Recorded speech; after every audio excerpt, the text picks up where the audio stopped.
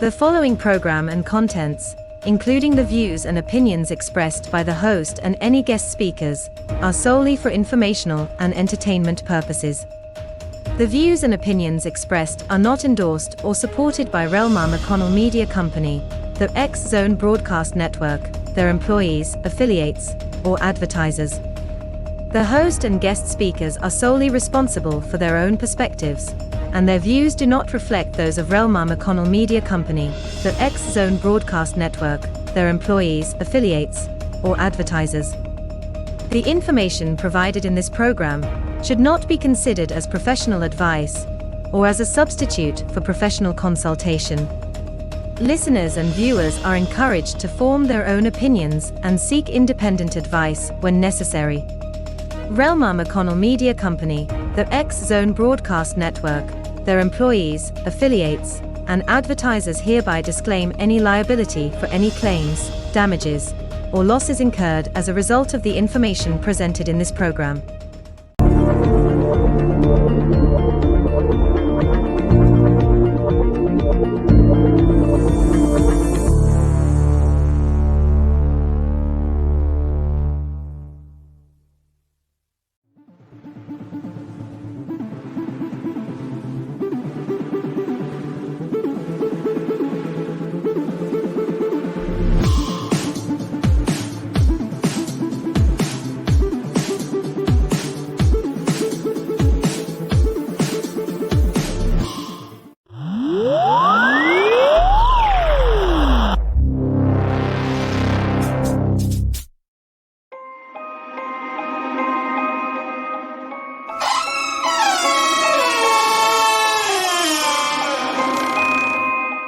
Welcome to the Paranormal StakeOut radio TV show with Larry Lawson.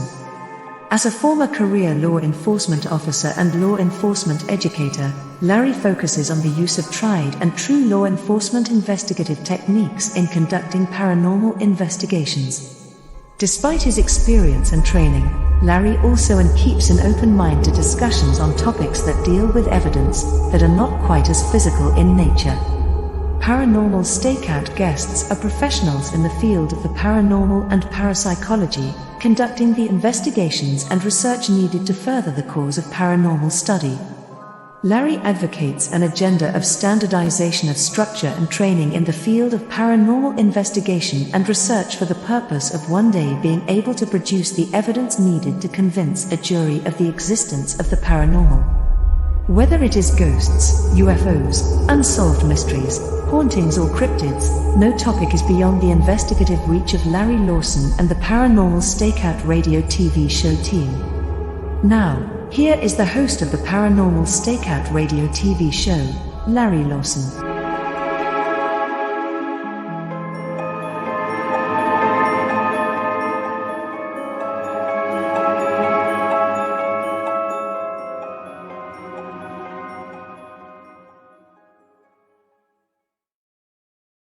And good evening, everyone, and welcome back to Paranormal StakeOut. As always, I'm your host, Larry Lawson, coming to you from the headquarters of the Florida Bureau of Paranormal Investigation and Indian River Hauntings in beautiful Vero Beach, Florida.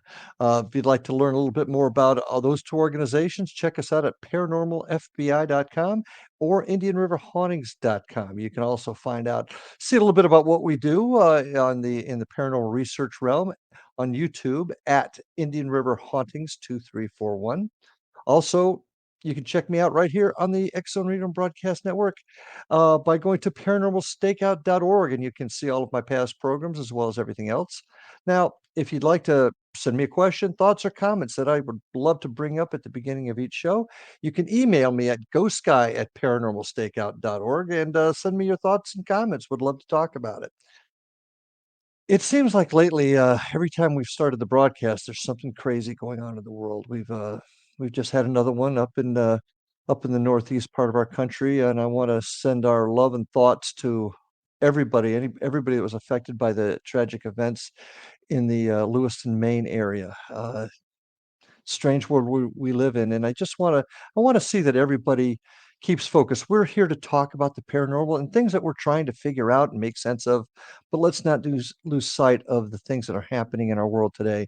and pray for and think about those that are in need. So please keep that in mind. With that, tonight, I've got an interesting guest, I'm sorry, Reverend Peter Panagore. Reverend Panagore is coming to us to discuss his experiences with near-death experience as he's crossed that line and come back. Reverend Panagore is recruited to TV as the fifth minister of America's oldest religious broadcast. His 2-minute spot aired for 15 years before the morning weather on NewsCenterMaine, and two NBC stations, reaching up to 80,000 viewers a day. He previously served in New England as a minister for the United Church of Christ. He's an author. He's a broadcaster. He's also an individual that, as I said, experienced some very, very serious events. He was ice climbing in the world famous Lower Weeping Wall along the Icefields Parkway in Alberta, Canada, when he had a terrible accident and he passed over. And we're going to hear about that tonight, as well as other thoughts that Peter's going to bring to us. So, with that, I'd like to welcome Peter Panagore to the show. Peter, thanks for joining us. Thank you, Larry. Thanks for having me here today. It's an honor, trust me. If you could share with my audience a little bit about who you are and how you got to where you are today, if you can, and feel free to go right into what happened to you on that ice mountain, Well, ice that's field. really how I ended up who I am today. I Okay. was a 20-year-old, had just had my birthday in 1980, and I didn't want to go home to Boston. I wanted to go on an adventure for spring break. So I found a fellow who had a trip planned. And I had been a mountaineer kind of person, wilderness camper, winter camper, National Ski Patrol, outdoor winter, outdoor summer, outdoor all the time. So we went on an 8-day snow caving backcountry Wow. expedition in Alberta, and we started on the in British Columbia. We started on the Alberta border. We skied in and then we skied out. And at the end of our trip, we had a great trip. We did a 1-day ice climb. And I'd never been ice climbing before. I'd been a technical climber. I'd done not a lot of rock, but enough rock and on many mountains. And Tim, my partner, was a lead climber, certified lead climber. And I made a mistake to begin with. I talked him into letting me climb with one axe and a hammer. And you probably have seen ice climbers with these two axes climbing up the. Right. Well, I had one, and in my other hand, I had a hammer, which is about this long, which is a tool for ice climbing. It's used to put the ice screws in and take the ice screws out and chip the ice in. And it has a little bird beak serrated. You can plant it in the ice and it can hold as well as the axe holds, but the difference between them are twofold. One is the swing of the axe is much larger because it's got a longer handle, and also with the axe you can plant it in the ice. It has a pick at the bottom, and you can let go of the handle and dangle on this strap that's about a third of the way up the shaft, and relax your arm and stay in position safely just by opening your hand. But you can't do that with a hammer. And with the hammer, I had to grip it the whole time and use my forearm, Mhm. which burned me out. Those two things slowed our climb down. We made us twice as slow as everybody else on the climb that day, which meant that a couple of hours before sunset, we knew that we were in a very precarious position. It was a 500 or 600 foot climb, and the climb itself went very well, just very slowly. And the further I got along, the more tired I became, the slower I became. So by the time we actually reached the top of our climb, the sun set, temperature dropped about 30 degrees, and hypothermia had an immediate onset. Hmm. So that's the beginning of it all, and we fought our way off the mountain. We knew that we were going to die because we were isolated. The temperature had dropped, our hypothermia was advancing rapidly, and we figured we were gonna die where we were, or we were gonna die trying to get off the mountain, and we decided to do the latter part in the So dark. the rest of your climbers were way past you and they Oh, couldn't they were plunge? Is it? gone. They had gone. They'd descended and they'd left. I Oh, should set the scene. It was right on the Icefields Parkway. There's a parking lot across the street. There's a day climb. Everybody knows it's a day climb. And everybody else had descended. They had left and driven away. oh, I We see. were Yeah, we were by ourselves in the middle of the wilderness. And even though we were near the highway, this is still wilderness. This is the middle of the Canadian Provincial Park Service. It's just nowheresville. Um, Mhm. So you're coming off the mountain. You're obviously you've almost almost convinced yourself, not convinced, but you've realized the fact that you may not make it out. What happened then? Oh, well, we knew we weren't going to make it out. I'd been on the National Ski Patrol since I was in high school, and we had just had a refresher course. I was volunteer at Bridger Bowl in Bozeman, Montana. We just had a refresher course on hypothermia and frostbite because we had a day on the mountain where it was 50 below zero, and so we were pulling people off with frostbite and hypothermia throughout the day.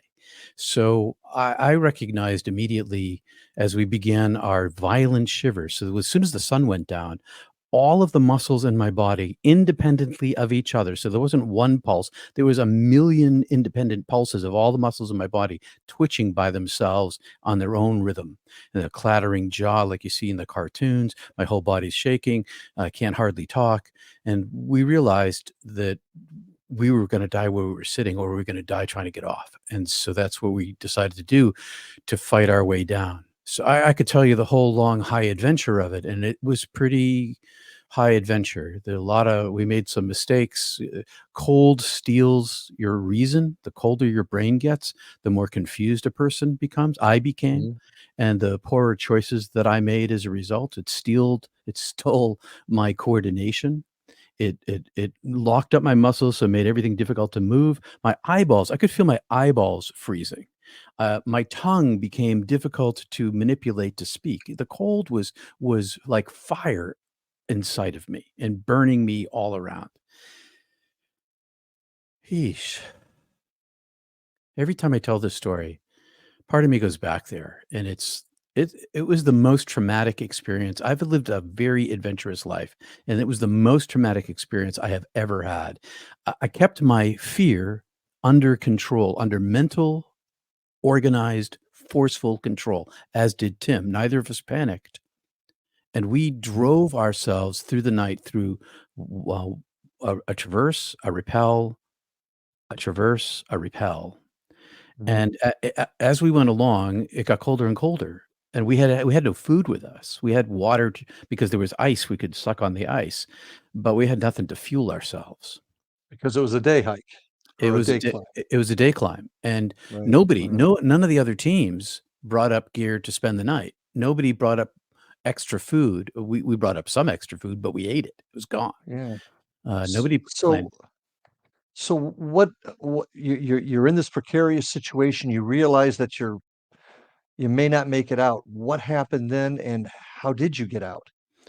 Well, we made it to the final rappel, and that was about 100, 150 feet up, and it had iron pins epoxied into the mountain. Somebody had drilled a hole and Mhm. epoxied in a pin with a ring on it and a carabiner and a strap and another carabiner. So we were clipped into the mountain finally, like sometime very late, early morning hours. Mhm. We had fought our way through the night and through the dark to get to this place. So we weren't gonna fall for the first time, and we were only 100, 150 feet up, and the car was right across the street with the tent in it. So we could if we could get there, we could get ourselves safe.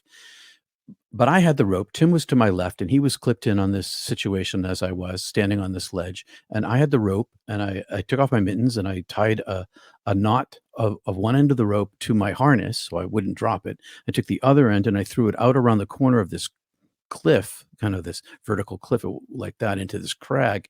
Mhm. And I pulled on the rope, and the first pull, it got stuck somewhere up in the dark around the corner. And the more I pulled it, the tighter it became.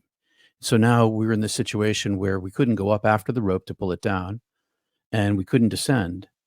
And that was it. There was no movement from this position. And so we stood there as I kept trying to pull on the rope, and hypothermia continued to advance. I unzipped my coat at one point, which I knew better than because I know better than to do that. But I was still feeling hot because I felt all of the blood rush from my extremities into my Mhm. core. And I had this, I remember feeling or thinking, I need my heart and my lungs and my gut. I don't really need my feet and my knees. I can lose those to the ice. And as long as this part of me is warm, I'll be okay. And that's what I was thinking when I unzipped my coat. And Tim yelled at me, "Zip up your coat." And I didn't do it because I didn't care. And then I had this peace flow over me when I realized, because I had enough mental capacity. I recognized the symptoms and I thought, oh, this is it. I'm done for now.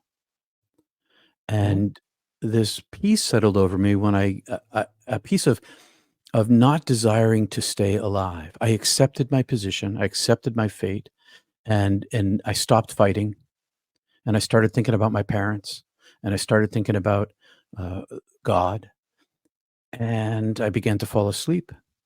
And I would crash like blackness would come, like in an instant, blackness would come and I'd Mhm. fall asleep and I'd crash down to the rock, I'd stand back up and pull in the rope. And that happened a bunch of times. And I stood back up this last time and I had tunnel vision.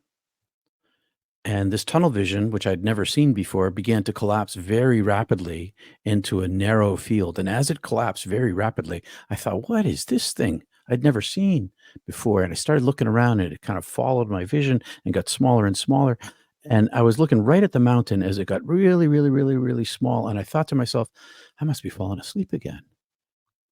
On that note, as much as I want to hear, I want to hear the rest of this. So we got to take our first break. Folks, stay with us as we continue this compelling story and we hear what the results were. So stay with us. We'll be back after these messages.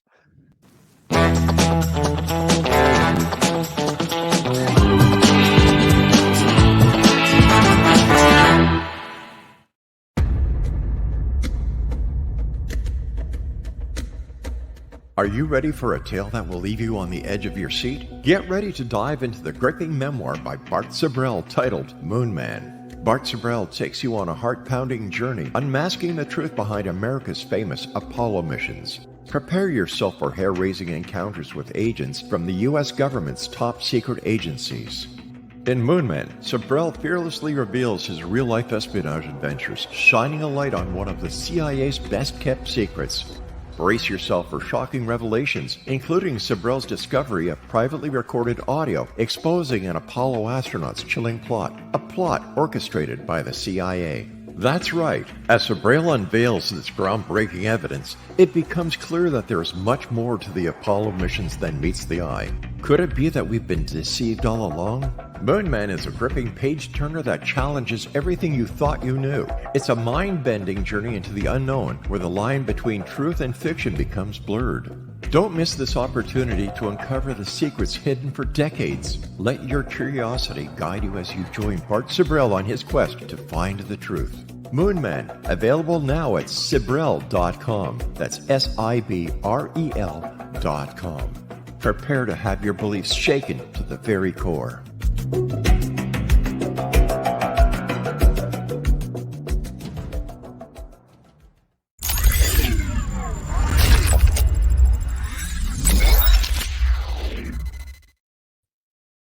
And we are back with my guest, Reverend Peter Panagore. I really hated to break at that moment because we just got to the point where that tunnel had closed, and I'll let you pick it up from there.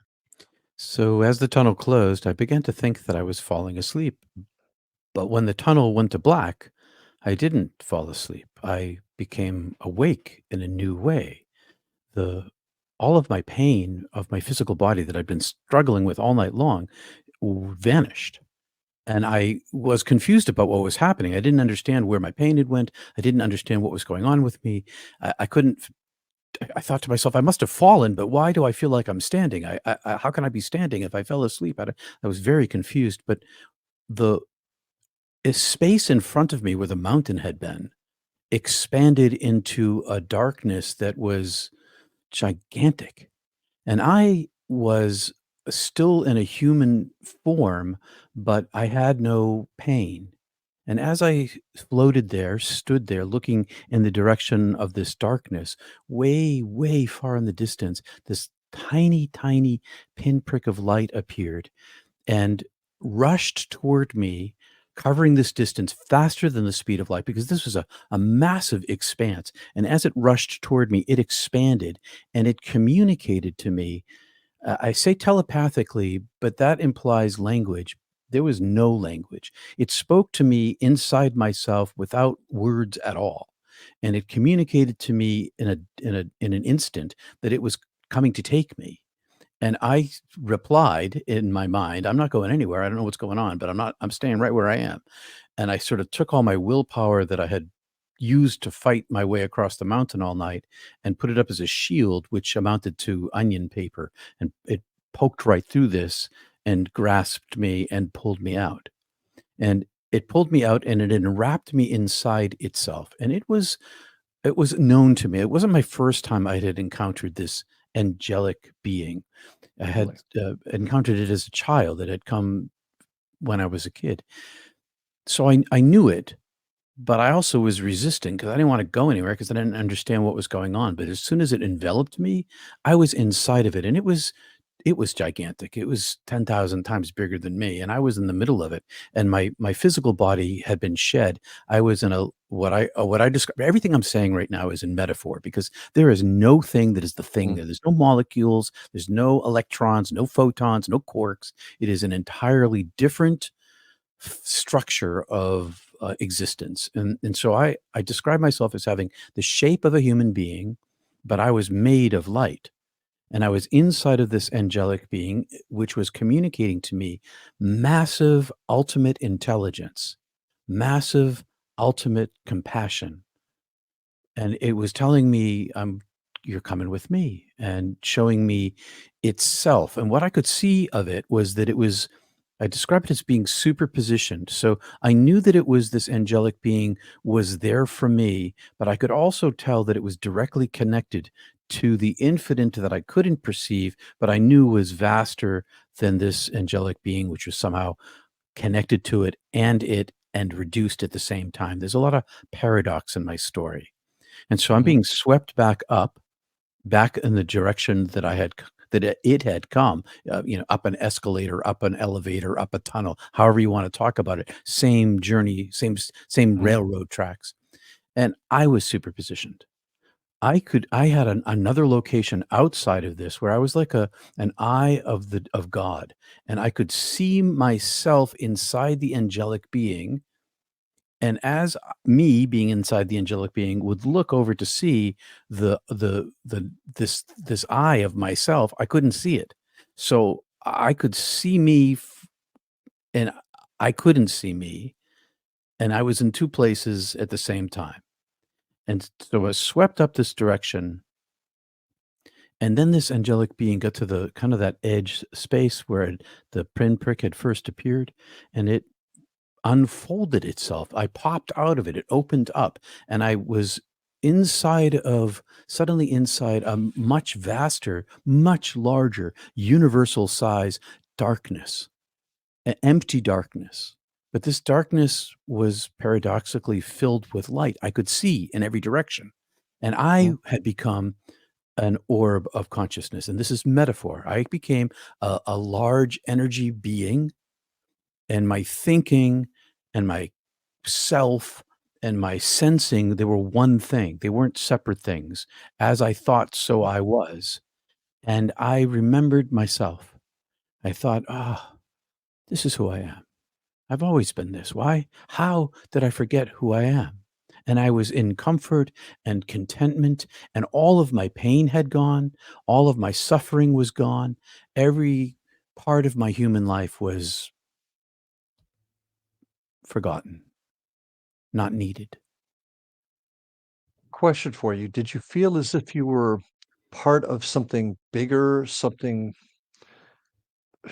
obviously beyond you, but did you feel like you were part of a collective at Well, all? yes, my story is rather long and lots of things happened, and I tell it in a chronology, but it's timelessness. It all happened at once from my point of Mhm. view. At one stage of my near-death experience, I did experience that, where I became inflated, infilled by the fullness of the light itself, and I became in union with it. I Mhm. was in oneness with this, and I had no self left, but a tiny little smidgen, just a tiny little smidgen. And one more drop of this union, I would have been annihilated and folded back into this entity, this being, this light, this love beyond comprehension, unimaginable love that Mhm. I also experienced as I was like a singular photon, and there was a field of photons, and there was a septillion photons in this field, and it was the divine itself. It was them, the many, and they were one, and I was part of it, and yet I was somehow outside of it and a reduction of it, limited from the unlimited. So them and one and me. Mhm. Okay. Yeah, I understand. So continue on. You're in this situation.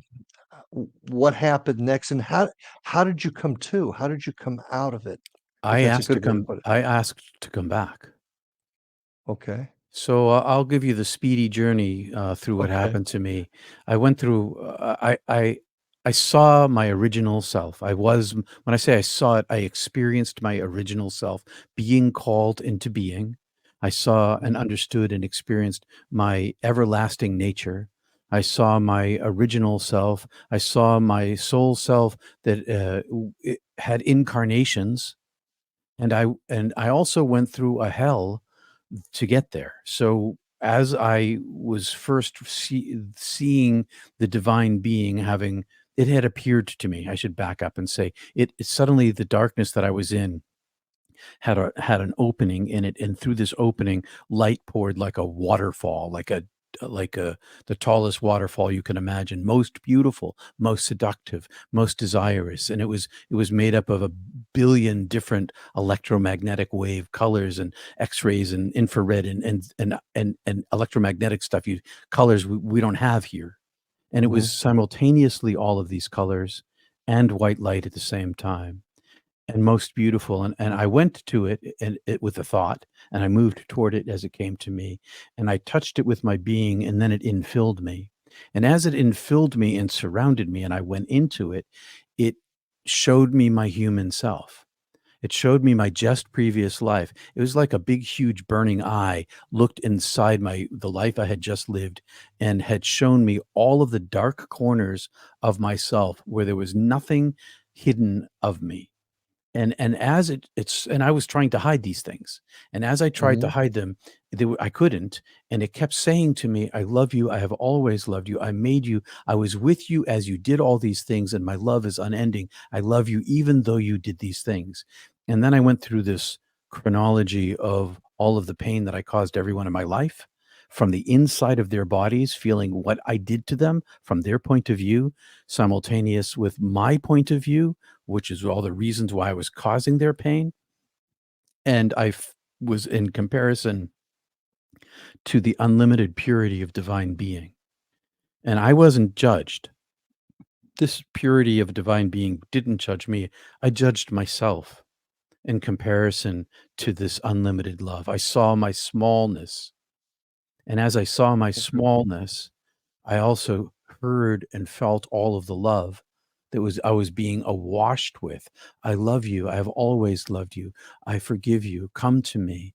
Come to me. Come to me. And as I listened to it, I turned toward it, and then I was infilled by it. And Mhm. all of my suffering went away, and I entered into this state of peace, bliss, adoration, awe, understanding, knowledge, truth, and a whole bunch of things happened.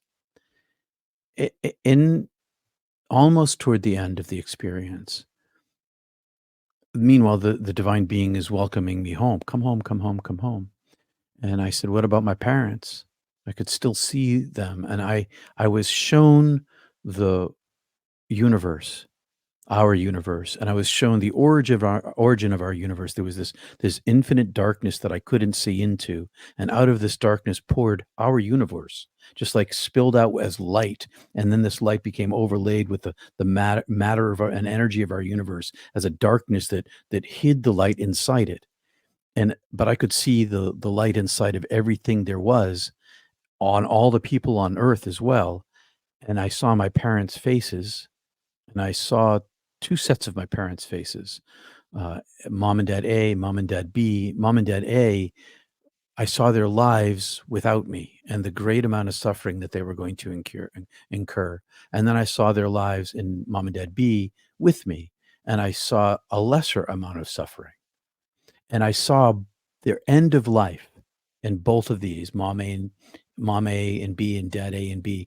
And in the end of their lives, they came to this place of unending love in which I was, because all of the love that was woven through all of our universe was poured directly at me. And I felt like I was the most beloved that had ever been made. But I could see that every human being, because I could see all human beings, lifetime on earth, like a hologram, I could see that every one of them was beloved as well. And I could see that no one was lost, that all things are made out of the divine and nothing is lost. Everything comes back into the love itself. And so I saw my parents suffering and their less suffering, and I recognized the length of my human life was a snap of the fingers. And I thought to myself, well, maybe I can go back and alleviate some of their suffering. And so I asked, I said, I know you're welcoming me home. You're telling me it's time to come home, but I haven't gone all the way quite yet, have I? No, the answer came back. And I said, well, can I go back and be with my parents and alleviate their suffering? And the voice said, yes. And I said, well, can I come back here to this paradise? And the voice said, yes. I said, well, I choose to live my life. And the voice said, you won't live your life, and sent me out.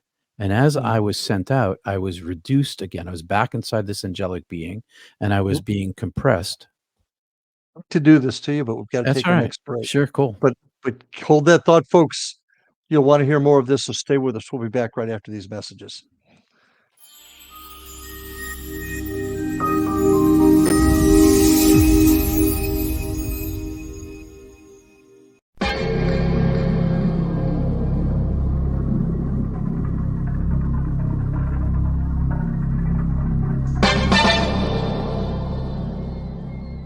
Are you ready to dive into the mysteries of the unknown? Tune into the electrifying X-Zone radio TV show hosted by the one and only Rob McConnell.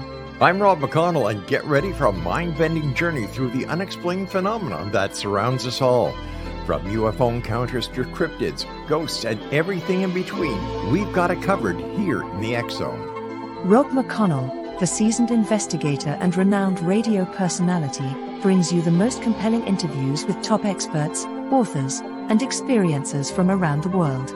Each episode is an unforgettable exploration into the depths of the extraordinary. That's right, X-Zone Nation. Join me every week as we open the door to the supernatural and explore the strange and amazing stories that will leave you questioning everything you thought you knew. And it's not just radio anymore. With our groundbreaking TV show, you can now witness the sessions unfold right before your eyes. From chilling reenactments to captivating visuals, prepare yourself for a multimedia experience like never before. With a legacy spanning over 2 decades, the X-Zone Radio and TV show with yours truly, Rob McConnell, is your ultimate source for mind-blowing entertainment and thought-provoking discussions. Join our growing community of truth seekers as we continue to unlock the world's mysteries. So, why wait? Step into the X-Zone and embark on a journey that will challenge your beliefs, ignite your curiosity, and keep you on the edge of your seat. Remember, X-Zone Nation, the truth is out there, and it's waiting for you right here on the X-Zone Radio and TV show with yours truly, Rob McConnell. Don't miss a minute of the action. Tune in now on your favorite radio station or visit xzoneradiotv.com to join the adventure. The X-Zone Radio TV show with Rob McConnell, where reality meets the unknown. The X-Zone Radio TV show, unraveling the secrets of the universe, one episode at a time. For more information, visit www.xzoneradiotv.com.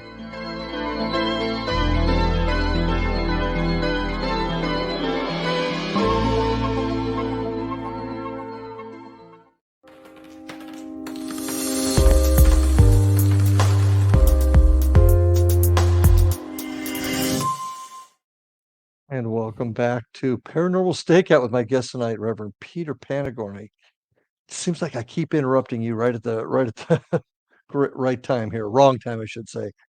So, Peter, you've asked to come home. You want to alleviate your parents' pain. You want to continue on. Tell us what happened then, and how did you get out of the predicament on the mountain? That's Well, that I'll tell you that in just a moment, because I'll be there quick as a wink. shortly. I was I was kicked out of heaven, basically. I was invited to stay, and then once I'd made my choice, I was sent away and was being compressed back into a human form, more denser and denser. And as I was being carried out of heaven, a million doorways appeared in front of me, and sort of like a flower petal pattern, and in the center of them was a beam of white light that was emanating from this darkness that was the divine heaven that I had just been in, and it was radiating out in a decreasing fashion to the edge of this all these doors, and the voice, this angelic being, which was also the voice of the divine, who had no gender and no religion, by the way, said to me, "Choose." I had to choose a door, and so and it told me to choose light, and I saw the light, and I loved the light, and I wanted the light, but I also wanted some humanity, because I knew that I was going back with a mission. I had been told that I had a job to do, and I realized that in order to be heard, if I was going to talk about my experience, I had to have as much humanity as I possibly could, and be a full human being, and so I made choices about that, and a door opened, and I went into this tunnel, and it was in the edge of the light. It wasn't out of the light. It was still in the light. And as I went down this tunnel, was carried down this tunnel, there were all these other doors inside the same tunnel. And in this, all these other doors led to all the other tunnels that I didn't choose. And they were all the choices I could make in my life. And at the end of my tunnel, I ended up just outside a body on the cliff. And I could see this body on the cliff. I could see two people. I could see this one person shaking the other person. I didn't know who they were. And my angel shoved me inside my body, like cut me open with its I don't know, its blade of light, or I'm not sure exactly how it did it, but it sliced open my body and shoved me inside like a it felt like I was being twisted in like a very grindy sort of thing, and right inside. And then I'm inside this physical form, and now I'm much smaller than I was before, and it's very compressed, and I'm wondering what's going on, and I can see out this slit back toward heaven. I can see the angelic being. I can see back to the darkness, and then the slit closed like that, and I was stuck inside this thing, and I didn't know where I was, and I didn't understand what was going on. And then the brain of this thing, because I had consciousness outside of my brain. I felt the brain come on. I was like, "Oh, there's the brain coming on." I didn't know that that's what I called it, but I just felt this kind of like whirring up of a motor, and the Okay. brain came back online, and then my ears started working, and I started hearing noise, and I felt this thing shaking, and all of my pain returned.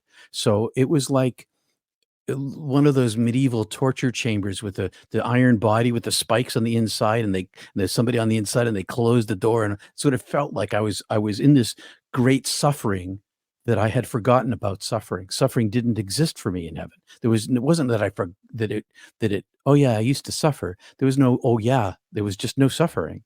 And so now I'm in this body full of suffering that's being shaken, and I can hear this noise, and I open my eyes and I hear, "Don't die, don't die, don't die." And there's Tim right in my face, and he's shaking my body, and he's crying, and he's screaming, only I don't know who he is. And I begin to understand the language. "Don't die, don't die, don't die." And he sees my eyes open, and he's like, "Yeah, you were dead. I thought you were dead." And he pulls me up, and he's talking to me, and I don't have any idea who I am or who he is. I don't know where I am. I don't know what's going on. I I'm just know that I'm in the world of suffering again. And as my brain came back online again, and I began to understand, oh, this guy is Tim.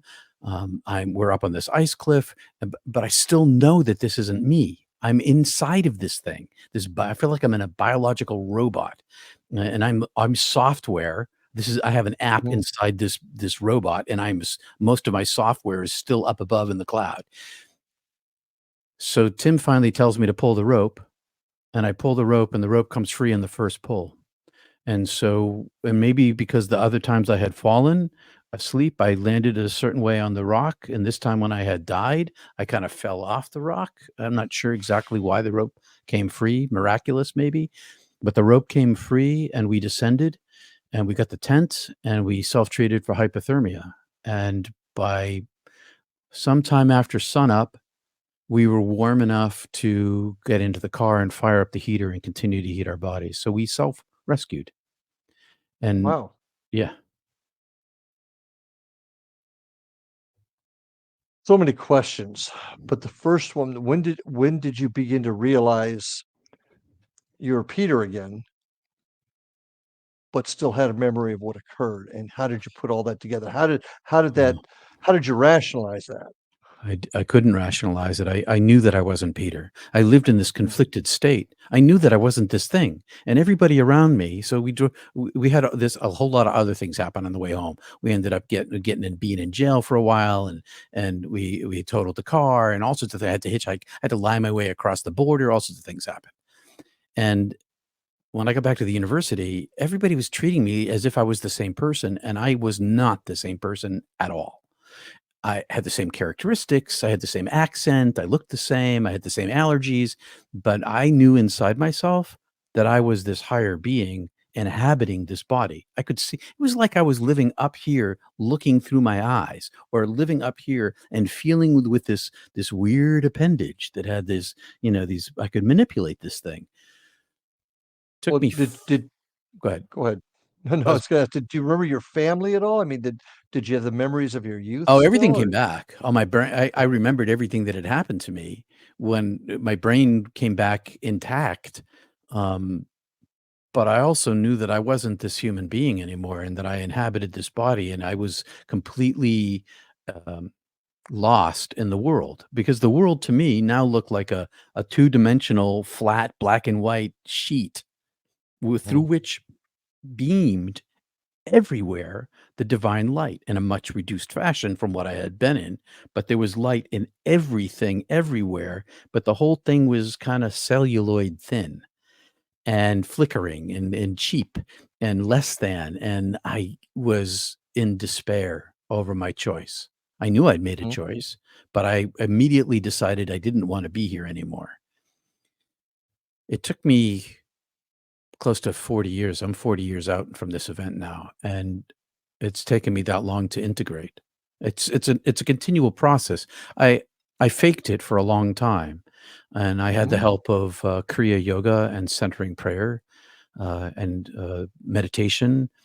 And I discovered I was going to become an architect. I was an English major undergrad, but I was going to architecture school to join the family business for graduate school, and mhm, I trashed that idea, and I went to divinity school, and I studied mysticism, and I found in the ancient mystical texts people like me who described mhm, experiences like I had had, and mhm. so they helped me understand who I was, but I kept it hidden for 20 years. I didn't tell anybody. I told my wife, I told 1 or 2 friends, and that's it because it was too crazy. I didn't wanna lose my credibility, and I didn't wanna end up in an insane asylum. How did you explain it to your parents? I mean, obviously, they were planning on you joining the family business, and now you've got where did you get your, Master Divinity from, and how did that Yale University. and okay. And oddly enough, as I was applying to Yale, I also applied for to satisfy my family. I got into Georgia Tech, Graduate School of Architecture. Like, walked into the dean's office, talked to him, and he's like, "Yeah, just put in your application. You're in." Showed him my portfolio and talked to my dad. And so I told my parents nothing. They knew that I had changed.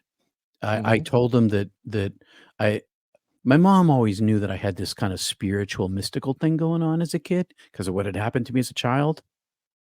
So she's like, "Well, that kind of makes sense, but we really wish you would come into the family business because my sister was in graduate school at the time, and we had all these skyscraper dreams." mhm. And I just didn't care what they said.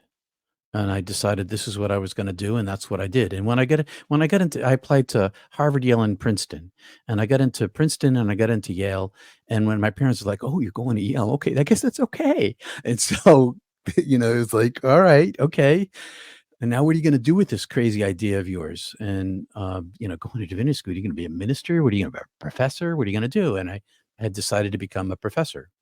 But the Mhm. dean of students let me do this 3-year independent study, found a pile of money to help me do this, to study mysticism, and never told her why either. And when I finally told my parents, I didn't tell my parents until my book was coming out, you know, because I didn't I came out to my congregation. I was a United Church of Christ minister in this town where I live still, in this coastal town in Maine. And there was this huge embezzlement in the church that lasted a decade, Mm. and it was a terrible thing. It was big news. You got family is in Maine, I think, and it was in the papers. They probably read about it back then, um, and I came up to my congregation as a result of that, and then I told my parents, and they did not believe me.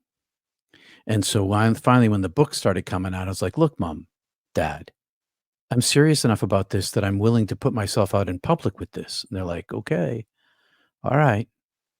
So they understood that something had happened to me, but they never really believed me. And I long ago gave up on the idea of trying to convince anybody what happened to me was real. I couldn't. It's completely subjective. I can't prove this to anybody. But my And isn't life. Go ahead. Yeah. No, that's the one problem that we face in the field outside of the science that we know. You can't prove it. In fact, your story, uh, is similar in many ways, but different than a lot of other folks that have had near-death experiences. Um, what do you think made yours different or the same as others? Well, there's a great similarity in that many of us, maybe not all of us, but many of us encounter this overwhelming light and unconditional love that's Mhm. eternal, everlasting, and unbreakable. And that's exactly what I experienced. All the rest of the stuff that happened to me, I feel like I'd been prepped my whole life. I had had a whole series of mystical experiences starting from when I was a child, and I Mhm. never understood them. They had no context. They would change me. I became a different kind of person every time, which is kind of why my mom thought I was had this mystical thing going on. I was raised Roman Catholic and Greek Orthodox, and I went to Ah, Catholic school, a Catholic high school, and so I had this traditional sort of Catholic Orthodox kind of upbringing, but even though yeah. those two churches hated each other and were at war for centuries. Um, so it was so there was kind of understandable, but my mystical experiences, I didn't tell anybody about them. I had the first one when I was 5, and I told my mom, and I Well, learned let's to. let's hold up on that one Okay, because we're up at another our break. next break. But All right. when we get back, I want to hear about because you'd mentioned it earlier about an experience as a child. So that's where I want to go next. So, folks, stay with us. We'll be back after these messages. You got to hear the rest of this. So, join us.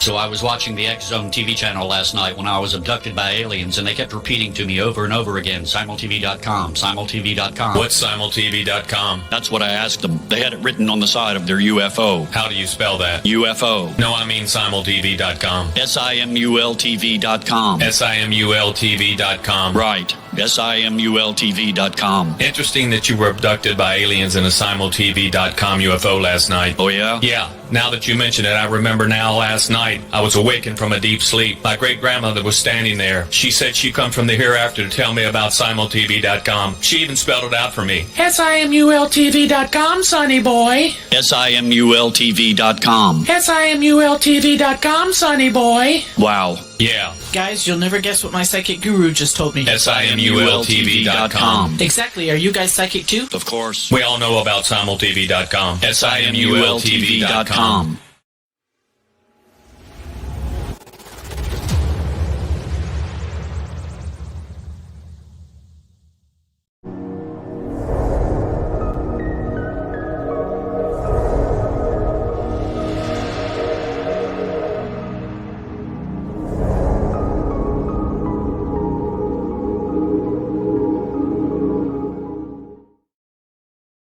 And we're back with my guest, Reverend Peter Panagore. Just a fantastic story and what you've went through. We're going to get right back into that in a minute, but I just want to remind everybody if you want to learn more about my organizations, paranormalfbi.com or indianriverhauntings.com. Take you to our websites. You can find out a little bit more about us, our YouTube channel at Indian River Hauntings 2341. Also, I got to remind everybody, check out the other great programming on the X Zone Radio and TV network at xzoneradiotv.com or xzbn.net.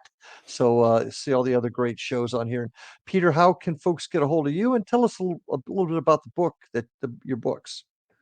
I'm found at peterpanagore.love, peterpanagore.love, and I have a YouTube channel. You can find me on YouTube, Peter Panagore. The book became an international Audible bestseller and has been optioned for a film that I've been working on for the past couple of years.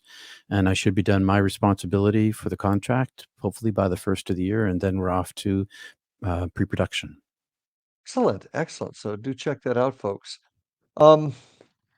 Let's pick it up now. You had experience as a child. You mentioned that earlier in the show that the beings, what you felt wasn't unusual to you because you had experienced an angel earlier in your life. Same Tell one. us a little bit. Okay, tell us about that. So when I was a little kid, I was 5 years old, kindergarten kid, and I was gonna try to scare my sisters. They were getting off they'd gone to Catholic school, and they were getting off the bus, and so I decided to climb this little tiny tree in the side yard and jump down on them when they walked into the yard. And so I was hiding in this tree, and it was the autumn or late. It was like September, and it was a maple tree, and all these two-tone maple leaves were flipping back and forth, and they mesmerized me. And as I got mesmerized, I suddenly sort of became very peaceful. And as this peace settled into me, this roaring ocean sound began blasting behind me. It felt like it dropped down behind me, and then this huge noise, and then the noise came inside of me, and it grabbed me, and it pulled me up this root, up this, people call it the silver cord. It pulled me up, and it was this angelic being, and I could see myself in the tree as I was traveling up, and I had a light body again, and I could see my house, and I could see the curvature of the earth, and we got up into the atmosphere, and then it transformed into this darkness. And so I'm in this darkness for the first time, but I'm inside the angelic being, and it becomes like a room for me, like a big bubble, and it's transparent, and I can see out into the darkness, and I'm inside of this bubble, and I can see the little boy in the tree, and I know that I'm not him, but he's part of me, but I'm not him. And then this bubble opened, and as this bubble opened, I got sucked out of it, and I got brought into this darkness where I still had my light body form. And in this darkness, I experienced infinity. I experienced creation and power and allness. And then I was brought back inside the bubble, and the darkness followed me in and began to take form. And this form shifted 10,000 times, 10,000 different forms, different colors, different densities, different materials, and it was speaking to me. And it said to me, and this is just a little boy's language, I'm God, and you have a pre-birth deal with me. You work for me. Do you remember? I'm like, oh yeah, yeah. I remember I work for you. And when I said that, I got sent back down and stuffed back in my body again. And then one in different forms, 2, 3, 4, 5 other times, including 2 when I was in college the year before, I had more experiences of this divine entity, but they never really made sense. They were individual experiences. They changed me. I became a different person each time, a modified person, born again, you could say. But at my near-death experience, all of those things kind of fell into place. I felt like I'd been, I was given this choice to come back, but I also felt like I had this lifelong setup for this thing. I feel like my whole Mhm. life is like that. I have this lifelong setup where all these things happen to me that lead me to the point of the next spiritual experience, and then all the previous spiritual experiences sort of add into that. Um, and so, well, I know my near-death experience is different than other people's, and so what I did when I wrote the book is I didn't read other people's near-death experiences. I just wrote down what happened to me, and I told my publisher, he said, "You should read these other books. We gotta get comparative so we know how to market it." And I was like, "Yeah, but if I read these other books, their thinking is going to impact my thinking, and then I'd rather just tell my story and let it stand or fall on its own." And Mhm. so I didn't know anybody else's NDE when I told my story, and it turns out that mine Okay. is similar to some people and different from others. Do you think possibly the differences could be the, the biologics in us and what we've experienced may have shaped how people have seen it? I How think how people have experienced it, I guess, is a better way to say Yeah, it. and I think it works the other way too. On the way back in, the Mhm. biologics, the experience of life is a filter through which this thing is expressed. And Okay. so if I were,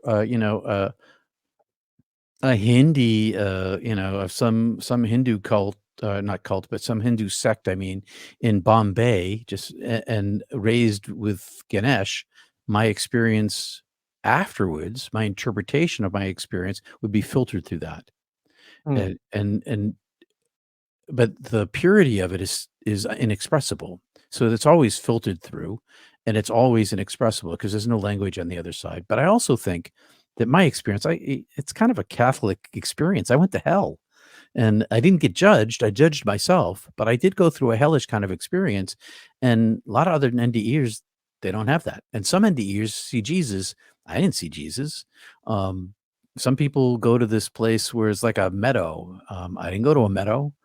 um, I don't know why it works that way, but I do think this, that the divine gives each one of us an experience that helps us when we come back here to live, to reorient our lives toward love and light. So it's sort of a custom job of compassion. mhm, mhm. Now you actually had a second event, if I'm not mistaken. I did in 2015. My family has a congenital heart thing going on, Mhm. killing us, widowmaker heart attacks. Yep. And I had a widowmaker heart attack in 2015. What that means is that I had 100% blockage, Oh, and yeah. you sound like you might know from personal experience what I'm talking Not about. personal experience, Uh, I mean, I know somebody that should have gone. In fact, they were gone, and they came back after a widowmaker heart attack, so Only 6% survival rate with widowmaker heart yeah. attacks, and so Mhm, I died in the ambulance. I live in a pretty rural place. By the time I got in the ambulance, my golden hour of survivability had already passed. And then I had mhm, an hour and a half ride in summer tourist traffic, to the Portland mm, Medical Center, to Maine Medical Center in the cath lab, and I died on the way. And in my experience there, I didn't go very far. I came out of my body, and the angelic being, now speaking in the plural, come to us, we've been waiting for you, it's your time to come to us, we love you, we love you, we love you, come, come, come, come, come. And it came down to me, and I thought to myself, I've been waiting for this my whole life, I've been waiting to get out of here. And so I started to go, and as I started to go, I thought to myself, well, wait a second, I gotta think this over. If I have a minute here before I leave, I gotta check on everybody, make sure everybody's all set. And so I kind of went back into the cave of myself, my human self. And I mhm, wasn't inhabiting my body, but I could see into it. And I have a son, and he had been at the emergency room with me, and he had leaned into me and squeezed my hand and said, I love you, Dad. And when I saw his face, I saw that he wasn't ready for me to go. And then I mhm, saw my daughter, who had just left her moral injured husband from Afghanistan with the mm, baby, and we had just rescued her and the baby, and like I saw my baby, my granddaughter's life with me and without me. mhm, And the same thing that happened with my parents, and I saw much better with me. So I turned around and I went back out, and the angelic being had like politely stepped aside for a bit, with standing on the corner whistling, waiting for me to finish my conversation, kind of thing.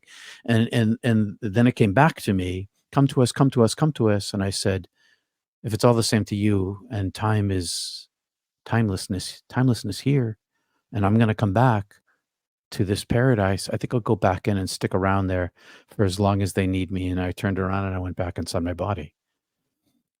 I'm not gonna give you too many more chances, Peter. Oh, I hope not.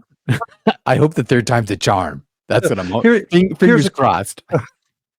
here's a question for you. You, had talked about when you came back after the incident on the mountain, that you really you had your memories, you know who you were, but you really weren't that person. How come that didn't happen when the incidents when you were younger and this last incident, what kept you from feeling that way again? Or Oh, uh, when I was a child, I was at every time I was raptured into ecstasy. Every time that happened, I had a cord attached to my body. I was Mhm, still attached, but when I died that first time, there was no attachment to my body. There was no silver cord attachment. It was severed. And the power of my experience of being in oneness, in unity, where I mhm, lost all sense of myself, that mhm, came back with me. And so I came back carrying this extra load of energy. Every single mystical experience I've ever had in my life, and I include my near death experiences in that group, including my second near death experience, I came back a different person, to different degrees, to different extents. mhm, My first NDE was radically transformative. My second NDE was transformative in that I decided to go all in.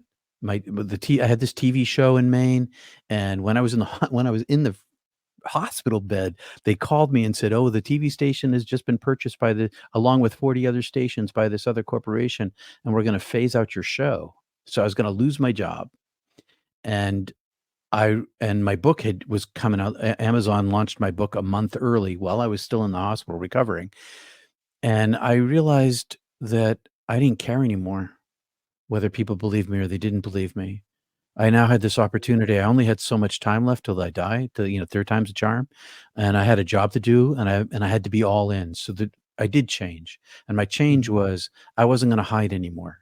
I was coming out of mhm. the closet slowly, the near death experience closet slowly, but after that second near death experience, I'm all in, which is You're why all I'm in. here today in your show.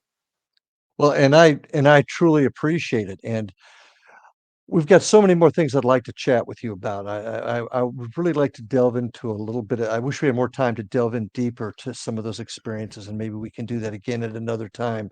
But unfortunately, we've run out of time. So, Peter, thank you so much for being with us tonight and sharing your story with us. And I want to thank all of you out there for listening and your support. And just remember that life is short. Take care of your family, hug your kids, hug your significant other. Most importantly, take care of yourselves. Until we meet again, we'll see you on the other side. Have a good night.